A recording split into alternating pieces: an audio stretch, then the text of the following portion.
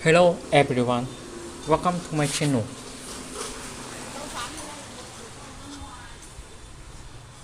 When my father passed away, I thought I was ready for anything, grief, memories, even the loneliness. But nothing could have prepared me for the will. My sister, Claire, got everything: the mansion, the company, the money. And me? Just his old rusted pickup truck sitting in the corner of the garage, like a cruel joke written in metal and dust. I almost laughed through the tears. Maybe it was his final punishment for being the daughter who never fit his mold. But when I started the engine, something strange happened. The GPS lit up with one saved destination, repeated every week for years. Same coordinates, same time. Curiosity turned into dread. My father was many things, but never careless. So I followed the trail he left behind, deep into the mountains. And what I found there didn't just break my heart, it made my blood run cold. I'm Emily Carter, 29 years old, a registered nurse who's spent most of her adult life patching up other people's pain while quietly bleeding inside her own. When the lawyer called us to his office, I didn't expect much. My father, Richard Carter, had never been a man of warmth or sentiment. He built an empire from concrete and diesel, not compassion. But somewhere deep down, I still hoped that maybe, just once, he'd see me as more than the daughter who disappointed him. The air inside the office was cold, tinted with the smell of leather and old paper.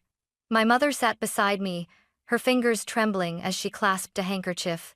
My sister, Claire, looked flawless as ever, hair perfectly styled, expression unreadable. The lawyer cleared his throat.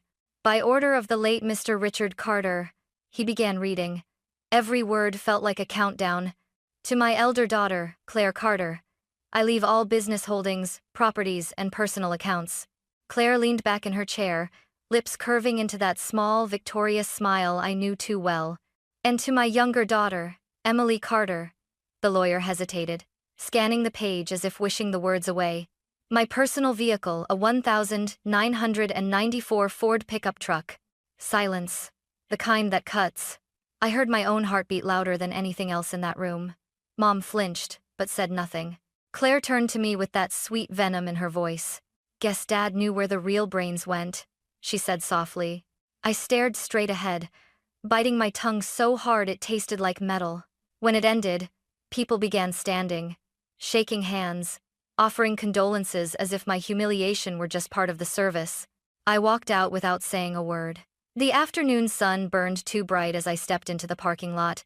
My reflection in the window looked like a stranger, someone smaller, quieter, invisible. That night, I drove to the house one last time. The mansion lights were on, laughter echoing faintly from inside. Claire was already celebrating. I went straight to the garage. The truck sat there, covered in a thin film of dust and oil, the smell of metal and age filling my lungs. Its blue paint had dulled to gray, the leather seats cracked and weary. Still, when I touched the steering wheel, something stirred an odd mix of anger and nostalgia. My father had taught me to drive in this truck, his hand on the wheel, his voice sharp but patient. Control the road, Emily. Never let it control you. Now, the same hands that once guided mine had chosen to leave me nothing but this relic. I turned the key. The engine coughed, sputtered, then roared to life. Dust swirled through the garage, and for the briefest moment, it felt like he was still there watching. Then the GPS screen blinked on, and everything began to change.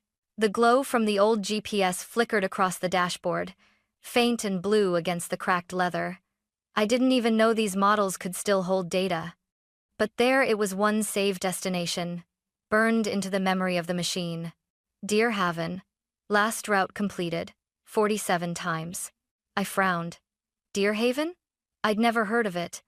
I pressed the screen again. The map zoomed out, showing a snaking road leading deep into the mountains northwest of Denver. The trip log said he went there every Friday. Same hour, same route, for years. A chill ran through me. My father wasn't the kind of man who took mystery drives. Every move he made had a purpose, a pattern. I leaned back in the driver's seat, staring at the screen. It was absurd, this truck, this route, this secret. Yet something in me refused to let it go. Maybe it was anger. Maybe curiosity. Maybe I just wanted to find one reason he'd thought I was worth remembering at all. I rummaged through the glove box, looking for a clue: old receipts, inspection papers, his usual neat handwriting. Nothing. Then, tucked behind a manual, I found a folded piece of paper. It was a map, hand-drawn in pencil, edges worn, the lines fading. A single X marked a location in the mountains, almost exactly where the GPS coordinates ended. I felt my pulse quicken. When I stepped out of the truck, cold air hit me like a warning. The night was still, too still, as if holding its breath. Inside the house, Mom sat by the kitchen table, staring blankly at her tea. She looked smaller than I remembered. "You were quiet at the lawyer's office," she murmured. "Are you okay?" I hesitated, then forced a smile. "I'm fine, Mom. Just tired." She nodded, but I could see the worry in her eyes. Before going to bed, I glanced at the framed photo of us on the hallway wall. Dad in his usual suit, arm around Claire, his hand resting lightly on my shoulder like an afterthought. I whispered, "Why, Dad?" But the silence offered no answer. That night, I couldn't sleep. I lay awake replaying the image of that map, that single X calling to me. At 2 a.m., I sat up, grabbed my phone, and typed the coordinates into Google Maps. Deer Haven. Population: 0. A forgotten trail closed after a landslide years ago. So, why did he keep going there? I picked up my phone again and called Claire. She answered on the second ring, her tone sharp. "Emily, it's the middle of the night. What do you want? Do you know anything about Deer Haven?" A pause. A long one. Then, "No? Why?" "Dad's truck. It keeps showing that route. Same coordinates every week." Her voice hardened. "Emily, let it go. Seriously. Dad had his reasons." "What reasons?" "Ones that don't concern you." She hung up. I stared at my phone, heart pounding. She was lying. I could hear it. And at that moment, I knew I wasn't going to let this go. Whatever my father had hidden in those mountains, I was going to find it. The next morning, the sky hung low and gray, the kind that presses on your shoulders like a weight. I barely slept, but I didn't care. I packed a thermos of coffee, a flashlight, gloves, and the old map I'd found. Then I grabbed the truck keys. Mom was still asleep when I left. For a moment, I hesitated at her door. She didn't need another heartbreak. But if my father had secrets, she deserved the truth even if it burned us both. The highway out of Denver stretched long and quiet. Mountains loomed in the distance, capped with snow like ghosts of another world. The truck rattled over potholes, the engine humming low, stubborn but alive, just like the man who once drove it. The GPS guided me with that soft, mechanical voice. "Continue for 27 miles. Each turn tightened something in my chest. This wasn't just curiosity anymore. It was compulsion. Halfway up the mountain road, fog rolled in, swallowing the trees in white. The air grew colder, thinner. I tightened my grip on the wheel. My phone lost signal. I should have turned back. Any rational person would have. But something about this felt personal. 2 hours later, the GPS beeped. Destination reached. I slowed to a stop on a narrow dirt path barely wide enough for the truck. Pines surrounded me like sentinels, their branches heavy with dew. The silence was suffocating. No birds, no wind, just the slow drip of melting snow. I stepped out, boots sinking into the damp earth. The air smelled of pine and rust. Somewhere far off, I heard a creek murmuring beneath the fog. Then I saw it, the faint outline of a trail disappearing into the forest. And at its edge, almost hidden by overgrown vines, stood a wooden post with faded lettering. Deer Haven, private access. A shiver crawled down my spine. I grabbed my flashlight, locked the truck, and started walking. The trail wound deeper through the woods, my breath forming white clouds in the air. Every branch that cracked made me flinch. After 20 minutes, I saw something through the trees, a glint of metal. I pushed through the undergrowth until the shape came into view. A cabin. Small, weathered, but intact. Smoke curled lazily from its chimney. Someone had been here recently. My heartbeat thudded in my ears. I approached slowly, the crunch of leaves too loud in the quiet. The windows were covered with curtains. No light inside except the faint orange flicker of fire. "Hello?" I called softly.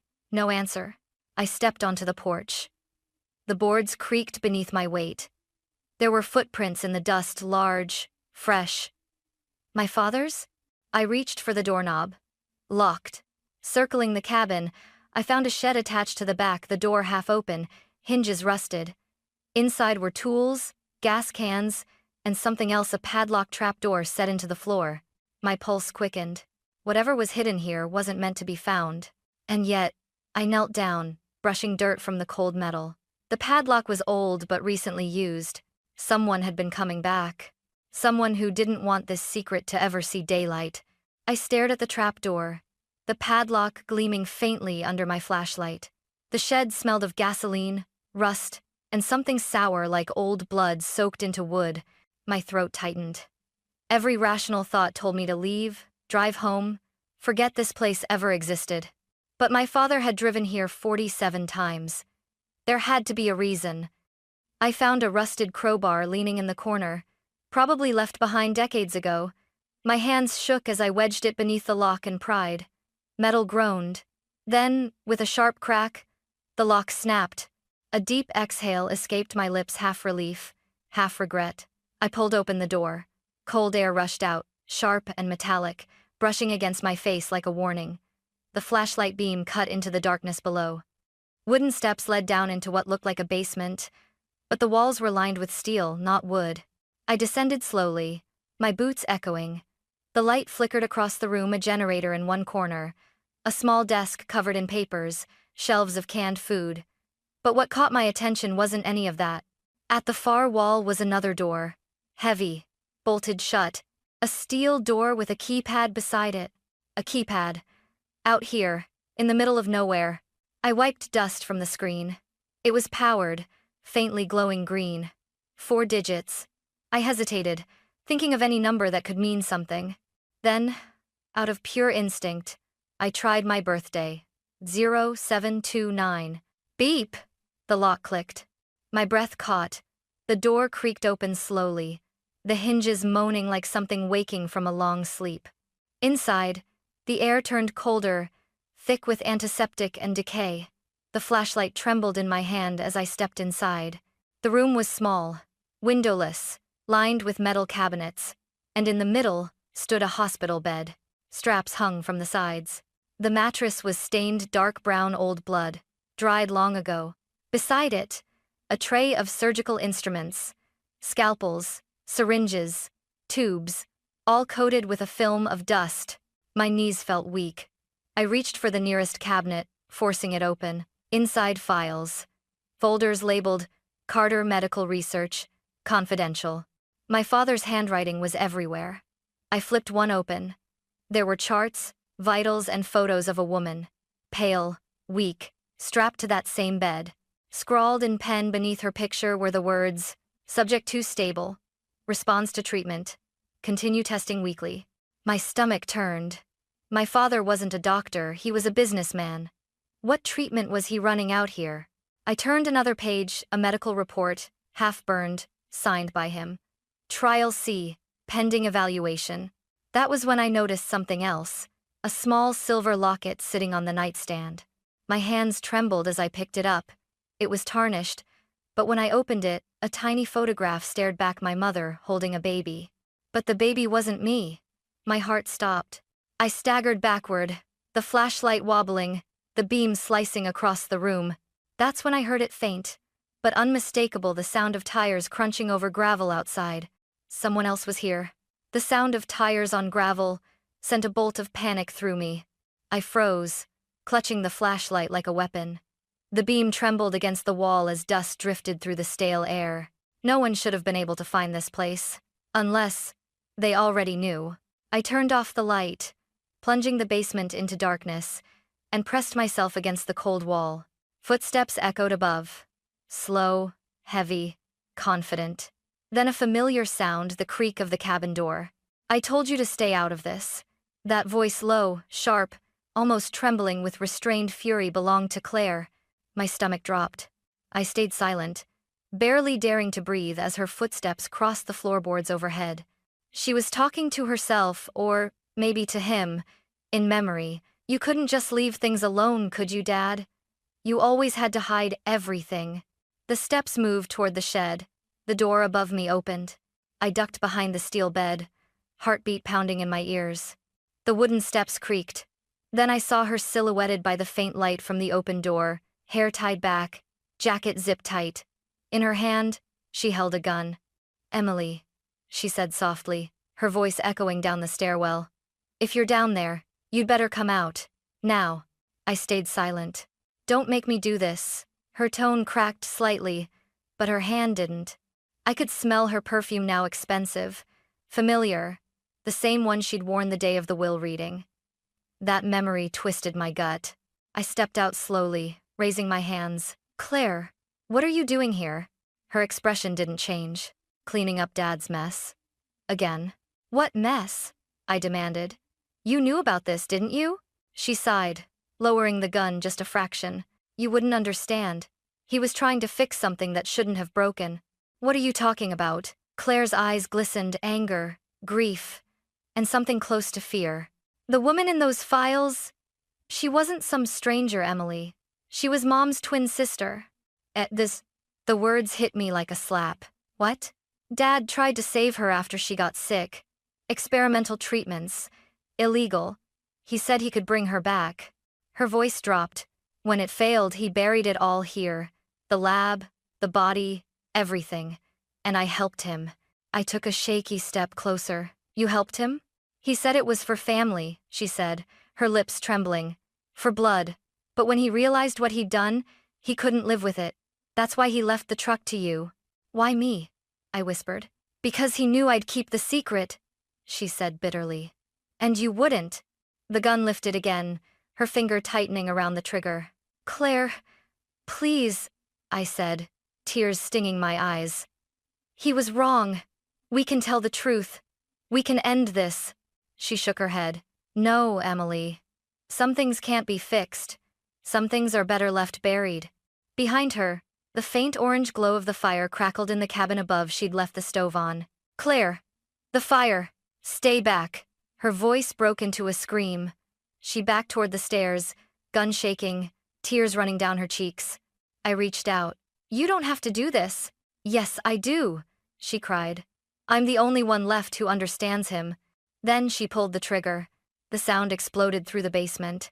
The bullet hit the wall inches from my head, showering dust and sparks. And before either of us could react, the fire from above roared, devouring the floorboards. Flames licked down through the cracks, and smoke flooded the room. We both froze, realizing too late what was happening. The past, everything our father had built, everything he'd hidden, was burning its way toward us. Flames tore through the ceiling like a living thing, bright tongues licking the wood and dripping molten ash into the basement. Smoke rolled down the stairwell in thick, choking waves. Claire screamed, stumbling backward as part of the upper floor collapsed, scattering sparks across the metal walls. "You set it off!" she shouted, coughing. "You did this!" "No!" I yelled back, voice raw. "Claire, we have to get out!" I lunged toward her, but the gun still trembled in her grip. "Don't touch me," she gasped. "You always ruin everything." The heat hit like a wall. The metal door behind me glowed orange, the air turning too thin to breathe. I coughed hard, eyes watering, lungs burning. "Claire, listen to me," I shouted over the roar. "Dad's gone. Whatever he was hiding, it's over. Please, we can walk away from this." She hesitated, eyes darting between me and the stairwell. A ceiling beam groaned above us, splitting with a sound like thunder. "He wanted to save her, Emily." Claire's voice broke into a sob. "He wanted to fix what happened to Aunt Rose.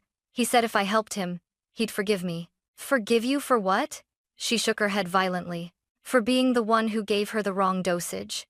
It was my fault she died." The confession hit harder than the heat. I took a step closer. "Claire, that wasn't your fault. You were 17. You didn't know." "He knew," she whispered, tears streaking through soot. "That's why he started the experiments. To bring her back, to make me atone." She looked up at me, gun lowering, face collapsing in grief. "And now you'll ruin it all." Suddenly, The ceiling beam above her cracked again. "Claire!" I screamed. It crashed down, not fully, but enough to send her sprawling. The gun skittered across the concrete. I rushed forward, grabbing her arm. The smoke was unbearable now, thick, black, full of sparks. "Come on," I shouted. "We have to go." She struggled weakly. "Leave me," she coughed. "You always get to live, Emily. Always." "Stop saying that," I cried, dragging her toward the stairs. "You're not dying here." She looked up at me, eyes glassy, face illuminated by the flickering firelight. Maybe I should. Maybe that's what he wanted. No. What he wanted died the moment he started lying to us. I tried to pull her up the steps, but the structure groaned. The staircase shuddered, half burned away. The beam above the steel bed collapsed, sending up a storm of embers. The fire was eating the oxygen now. Each breath burned my throat raw. I grabbed Claire's shoulders. "Please. I can't lose you too." For the briefest second, her expression softened, something fragile breaking through the madness. Then, behind us, a tank of gas in the corner hissed. The explosion was deafening. The shockwave threw me backward, slamming me against the wall. My ears rang, the world spinning in smoke and flame. Through the haze, I saw Claire lying near the steps, motionless. "Claire?" I coughed, crawling toward her, lungs screaming for air. But the fire had cut off the way out. A wall of flame roaring between us. I reached as far as I could, fingertips brushing hers for a second, before the heat forced me back. "I'm sorry," I screamed. "I'm so sorry." She didn't move. The last thing I saw before stumbling toward the outer hatch was her face calm, almost peaceful, as if she'd finally stopped fighting ghosts neither of us could save. I kicked open the trapdoor, bursting into the night as the cabin above erupted in a plume of fire and smoke. The cold mountain air hit me like ice. I collapsed beside the truck, gasping, coughing, shaking uncontrollably. Behind me, the cabin burned brighter than the stars, and somewhere deep inside that inferno lay every secret our father ever tried to bury, and the sister I could no longer save. The fire department arrived 40 minutes later, sirens echoing through the valley, lights flashing across the misty pines. I sat on the gravel, wrapped in a blanket I barely felt, staring at the burning cabin as firefighters rushed past. Their voices blurred into static. "Structure's unstable. Watch the back wall. Anyone still inside?" And all I could do was shake my head. "My sister," I croaked. She was still down there. An officer knelt beside me, eyes grim beneath his helmet. "We'll do everything we can, ma'am. But it's not safe to go back in." I nodded numbly, clutching the blanket tighter. The night air bit at my skin, but nothing felt real. The mountain that had once looked peaceful now towered like a monument to everything I'd lost. My father's sins, Claire's guilt, my own helplessness. Hours passed before the fire died down enough for them to enter. When the chief returned, his face told me everything before his words did. "We found remains," he said quietly. "But it's impossible to confirm identities until the lab tests come back. I'm sorry." I didn't cry. There were no tears left. Just an empty ache, hollow and endless. By dawn, the site was sealed off with yellow tape. Police cars lined the narrow road, reporters already gathering at the trailhead, shouting questions I couldn't answer. "Miss Carter, is it true your father was involved in illegal medical experiments? Was your sister a suspect? Do you believe this was an accident?" I said nothing, just stared at the smoke curling into the pale morning sky. 2 detectives questioned me for hours at the Ridgefield precinct. I told them everything: the will, the GPS, the files, the lab. My voice cracked when I described Claire. They exchanged glances, writing notes. "You're saying your father and sister conducted medical experiments without a license?" "Yes." "Do you have proof?" "Not anymore." I gestured toward the window, where the black plume still smudged the horizon. "It's all gone." When they finally released me, I drove home in silence. The truck's engine hummed softly, like an echo of him, of all his secrets following me. Mom was waiting at the door when I arrived. Her eyes widened when she saw the soot, the cuts on my hands. "Emily, what happened?" I broke, then really broke. The words spilled out like floodwater, ugly and unstoppable. I told her everything. The basement, the experiments, the fire, Claire. When I finished, Mom sank into a chair, pale as the moon. She pressed a hand to her mouth. He promised me it was over, she whispered. He said he stopped after your aunt died. He didn't stop, I said softly. He just hid it. She looked up at me, eyes red and glistening. And Claire? I swallowed hard. She didn't make it. Her sob filled the room, small, broken, the sound of something finally giving way. I knelt beside her, wrapping my arms around her shoulders. For the first time in years, we clung to each other, no lies, no pride, just two survivors holding the pieces of what remained. That night, I stood outside, watching the horizon fade into darkness. The stars were faint behind the drifting smoke. I could still smell the fire on my clothes, feel the heat on my skin. I whispered into the cold air. It's over, Dad. Whatever you tried to fix, whatever you destroyed, it's over. But even as the words left my mouth, I knew the truth. Some fires don't die when the flames go out. They live in your blood. And mine would never burn clean again. 6 months passed before I could drive back up the mountain. By then, winter had melted into spring, and the road to Deerhaven was open again. The air smelled of wet soil and pine sap. Birds sang where the sirens once screamed, but the cabin was gone. All that remained was a blackened patch of earth, a twisted heap of metal, and a single concrete foundation scarred by smoke. I parked the old truck a few yards away.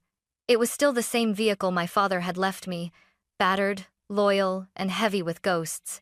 When I turned off the ignition, the GPS screen flickered to life for just a second, as if waking from sleep. The last route glowed faintly on the screen. Deerhaven. I pressed delete. For the first time, it stayed blank. The wind whispered through the burned trees as I walked across the clearing. Every step crunched on broken glass and ash. Somewhere beneath this ground were the secrets that had destroyed my family, my father's obsession, Claire's guilt, my mother's heartbreak. I knelt, pressing my hand to the cold soil. I forgive you, I whispered to him, to her, to myself. The words trembled but didn't break.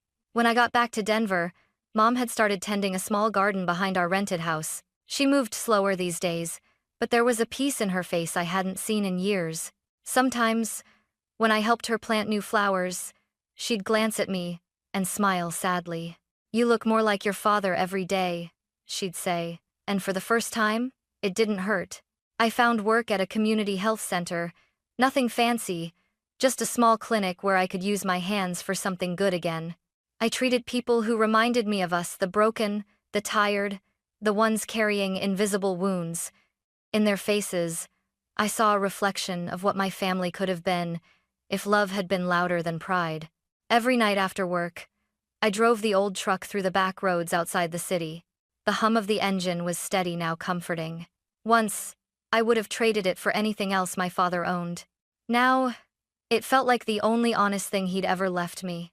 One evening, as the sun dipped behind the mountains, I pulled over and sat on the hood, watching the horizon fade into amber and violet. The air was cool, the kind that carries both promise and memory. I took out the silver locket I'd rescued from the basement, the one with the picture of my mother and the baby that wasn't me. The metal had darkened, the hinge nearly rusted shut, but I still wore it. Not because of what it meant then, but because of what it means now, a reminder that bloodlines can twist, secrets can burn, but choice is what defines us. I whispered into the evening wind, "You lost your way, Dad." But I won't. The truck door creaked when I climbed back in. The engine sputtered, then caught, its low growl echoing across the valley. As I drove down the empty road, the headlights carved 2 thin lines of light through the darkness, a path forward. Some people inherit money, others inherit guilt. Me? I inherited a truck filled with ghosts, and the truth that nearly consumed us all. But the thing about the past is this: it can't chase you forever. Eventually, the road turns, and the fire fades behind you.